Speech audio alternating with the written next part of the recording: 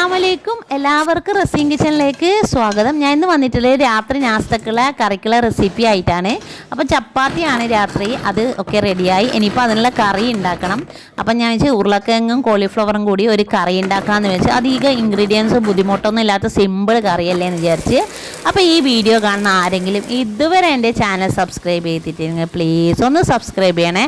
അതിനോടൊപ്പമുള്ള കുഞ്ഞു ബെല്ലൈക്കണും കൂടി പ്രസ് ചെയ്ത് കഴിഞ്ഞാൽ ഞാനിടുന്ന വീഡിയോസിൻ്റെ നോട്ടിഫിക്കേഷനൊക്കെ നിങ്ങൾക്ക് പെട്ടെന്ന് കിട്ടുന്നതായിരിക്കും. നമുക്ക് വീഡിയോയിലേക്ക് പോയല്ലോ. ഞാനിതാ ഒരു കോളിഫ്ലവർ, ചെറുമാതിരി ഒരു കോളിഫ്ലവർ കട്ട് ചെയ്തിട്ട് ഉപ്പും മഞ്ഞളും ഇട്ടിട്ട് ഇളം ചൂടുവെള്ളത്തിൽ ഞാൻ കുതിർത്ത് വെച്ചിട്ടുണ്ട്. ഇനി അതവിടെ കിടന്ന് കുറച്ച് കഴിഞ്ഞ് നമുക്ക് ഊറ്റി മാറ്റി വെക്കാം. പിന്നെ ഇതാ 2 സവാള, 3 പച്ചമുളക്, 2 തക്കാളി, ഒരു ഉരുളക്കിഴങ്ങിൻ്റെ പകുതി, വലിയ ഉരുളക്കിഴങ്ങിൻ്റെ പകുതി എടുത്തിട്ടുണ്ട്. നമുക്ക് ഇത് സവാള കട്ട് ചെയ്തിട്ട് നമുക്ക് ഈ ചോപ്പറിൽ ഇട്ട് കൊടുക്കാം. അപ്പോൾ ചോപ്പറിൽ ഇട്ട് കൊടുത്ത് ചെറുതായിട്ട് കട്ട് ചെയ്താൽ നമുക്ക് നല്ല തിക്ക് ഗ്രേവി കിട്ടും. സവാള കുറച്ച് നീളത്തിൽ അരിഞ്ഞാൽ പെട്ടെന്ന് വാടാനും തിക്ക് ഗ്രേവി ആകാനും കുറച്ച് ബുദ്ധിമുട്ടായിരിക്കും. ആകുമ്പോൾ ചെറുങ്ങനെ കട്ട് ചെയ്ത് നമ്മൾ നല്ലോണം കുറച്ച് നേരം ഇളക്കി കൊടുത്താൽ തന്നെ നല്ലോണം അത് നല്ല പ്യൂരി പോലെ ആയി കിട്ടും. ഇതാ നല്ല രീതിയിൽ ഞാൻ ചോപ്പ് ചെയ്ത് എടുക്കുന്നുണ്ട്. അപ്പോഴത്തേക്ക് നമുക്ക് ഒരു ചട്ടി ചൂടാകാൻ വേണ്ടി വെച്ചിട്ടുണ്ട്. ഞാനിന്ന് ചട്ടിയിലാണ് ഈ കോളിഫ്ലവർ കറി റെഡിയാക്കുന്നത്. അപ്പോൾ ഇതാ നമ്മൾ നല്ല രീതിയിൽ ഞാനിതാ ഈ സവാള ചോപ്പ് ചെയ്ത് എടുത്തിട്ടുണ്ട്. അത് നമുക്ക് മാറ്റി വെക്കാം. പിന്നെ ഇതാ നമ്മുടെ ഉരുളക്കിഴങ്ങും തക്കാളിയും പച്ചമുളകും ഒക്കെ കട്ട് ചെയ്താൽ ഇതിൽ നമുക്ക് വെളുത്തുള്ളിയോ ഇഞ്ചിയോ ഒന്നും ആവശ്യമില്ല. സിമ്പിൾ കറിയാണ്, അധികം റെസിപ്പികളൊന്നും ആവശ്യമില്ലാത്ത സിമ്പിൾ കറിയാണ്. അപ്പോൾ ഇതൊക്കെ കട്ട് ചെയ്ത് വെച്ചിട്ടുണ്ട്. അപ്പോൾ നമ്മളെ ചട്ടി ചൂടായി വന്നിട്ടുണ്ട്. ഇനി നമ്മൾ അതിലേക്ക് കുറച്ച് ഓയിലോ വെളിച്ചെണ്ണ എന്തെങ്കിലും ഒഴിച്ചു കൊടുക്കാം. ഇപ്പോൾ വെളിച്ചെണ്ണയാണ് ഒഴിച്ചു കൊടുക്കുന്നത്. വെളിച്ചെണ്ണ ഒഴിച്ചു കൊടുത്ത് അതിലേക്ക് നമുക്ക് നമ്മുടെ ഈ സവാള കട്ട് ചെയ്തത് ഇട്ട് കൊടുക്കാം. നല്ലവണ്ണം നമുക്കൊന്ന് ഇളക്കി കൊടുക്കാം.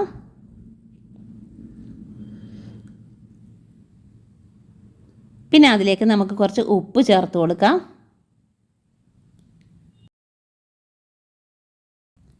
എന്നിട്ട് നല്ലവണ്ണം നമുക്കൊന്ന് ഇളക്കി കൊടുക്കാം. അപ്പോൾ ഇത് കുറച്ച് നേരം ഇളക്കുമ്പം തന്നെ ഇത് നല്ലോണം പെട്ടെന്ന് തന്നെ വാടി കിട്ടും. നല്ല രീതിയിൽ ഇത് ഇളക്കി നല്ല വാടി വന്നതിന് ശേഷം ഇതിലേക്ക് നമ്മൾ കട്ട് ചെയ്ത തക്കാളിയും പച്ചമുളകും ഇട്ട് കൊടുക്കാം. എന്നിട്ട് വീണ്ടും നല്ലവണ്ണം നമുക്കൊന്ന് ഇളക്കി കൊടുക്കാം. ഈ തക്കാളി ഒന്ന് പെട്ടെന്ന് ഉടയാൻ വേണ്ടി നമുക്ക് ഒരു മൂടി എടുത്തിട്ട് കുറച്ച് നേരം മൂടി വെക്കാം. 2-3 മിനിറ്റിന് ശേഷം നമുക്ക് തുറന്നു നോക്കാം. നമ്മുടെ തക്കാളിയൊക്കെ നല്ലോണം വെന്ത് വന്നിട്ടുണ്ട്. അതൊന്ന് സ്പൂണോണ്ട് ഇങ്ങനെ ഒന്ന് അമർത്തി കൊടുത്താൽ പെട്ടെന്ന് ഉടഞ്ഞു കിട്ടിക്കോളും. ഇതിന് ശേഷം വീണ്ടും ഒന്ന് അടച്ച് വെച്ചിട്ട് ഒന്നും കൂടി നമുക്ക് ഇളക്കി കൊടുക്കാം. ചട്ടിക്ക് നല്ല ചൂണ്ട്. പിന്നെ അതിലേക്ക് കുറച്ച് മഞ്ഞൾപ്പൊടിയും 1 ടേബിൾ സ്പൂൺ മുളക് പൊടിയും ഇട്ട് കൊടുത്തിട്ടുണ്ട്. നല്ലവണ്ണം ഒന്ന് ഇളക്കി കൊടുക്കാം. നല്ല രീതിയിൽ ഒന്ന് ഇളക്കി അതിൻ്റെ പച്ചമണം മാറുന്നവരെ ഇളക്കി കൊടുക്കാം. പിന്നെ അത് ചട്ടിയാണ് നല്ല ചൂടുണ്ട്, അതുകൊണ്ട് കുറച്ച് വെള്ളം കൂടി ഞാൻ നോർമൽ വെള്ളം കൂടി ഒഴിച്ചു കൊടുത്തിട്ടുണ്ട്. നല്ലവണ്ണം ഒന്ന് ഇളക്കി കൊടുത്ത് നമ്മൾ ഈ നല്ല തിക്ക് ഗ്രേവിയായി വരുന്നുണ്ട്. പിന്നെ അതിലേക്ക് നമ്മൾ ഊറ്റി മാറ്റി വെച്ച കോളിഫ്ലവർ ഇട്ട് കൊടുക്കാം.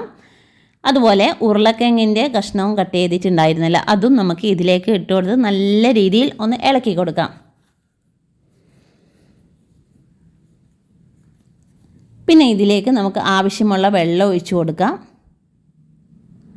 എന്നിട്ട് വീണ്ടും നമുക്ക് നല്ല രീതിയിൽ ഇളക്കി കൊടുക്കാം.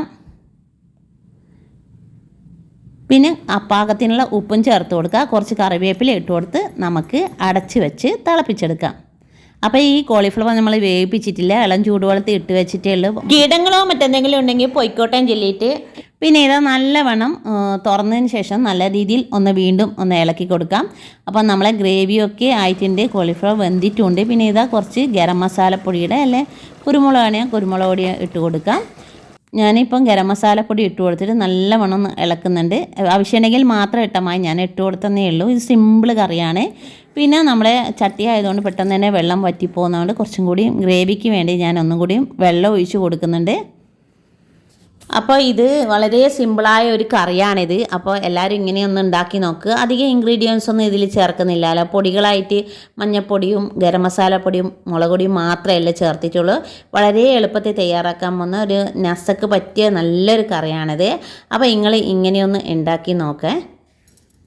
നമുക്ക് ഇതൊന്ന് കുറച്ച് നേരം ഒന്ന് അടച്ച് വെച്ച് ഒന്നും കൂടി വേവിച്ചെടുക്കാം. അപ്പോൾ ഇതാ നമ്മുടെ കറി റെഡി ആയിട്ടുണ്ട്. അപ്പോൾ ചട്ടിക്ക് നല്ല ചൂടുണ്ട്, അതുകൊണ്ട് നമുക്ക് ഫ്ലെയിം ഓഫ് ചെയ്യുക. നമ്മൾ ഇതാ കറി ഇതാ നല്ല രീതിയിൽ റെഡി ആയിട്ടുണ്ട്. നമ്മളെ നാസ്തക്ക് ചപ്പാത്തിക്ക് പറ്റിയ നല്ലൊരു കറിയാണിത്. അപ്പോൾ ചട്ടിയിൽ നിന്ന് പെട്ടെന്ന് മാറ്റുന്നതാണ്, അല്ലെങ്കിൽ പെട്ടെന്ന് തന്നെ വറ്റിപ്പോവും. ചട്ടിക്ക് നല്ല ചൂടുണ്ടാവുമല്ലോ. അപ്പോൾ ഞാനിതാ ഒരു പാത്രത്തിലേക്ക് മാറ്റുന്നുണ്ട്. തിക്ക് ഗ്രേവി ആയിട്ടാണ് എനിക്ക് കിട്ടിയിട്ടില്ല. എനിക്ക് ചപ്പാത്തിക്കാണ് ഇവിടെ ആൾ കുറവായതുകൊണ്ട് ഇത് കുഴപ്പമില്ല.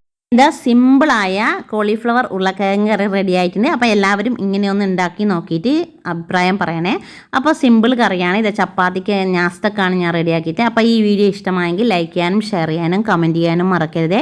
എൻ്റെ ചാനൽ നിങ്ങൾ ആദ്യമായിട്ട് കാണുന്നതെങ്കിൽ പ്ലീസ് ഒന്ന് സബ്സ്ക്രൈബ് ചെയ്യണേ.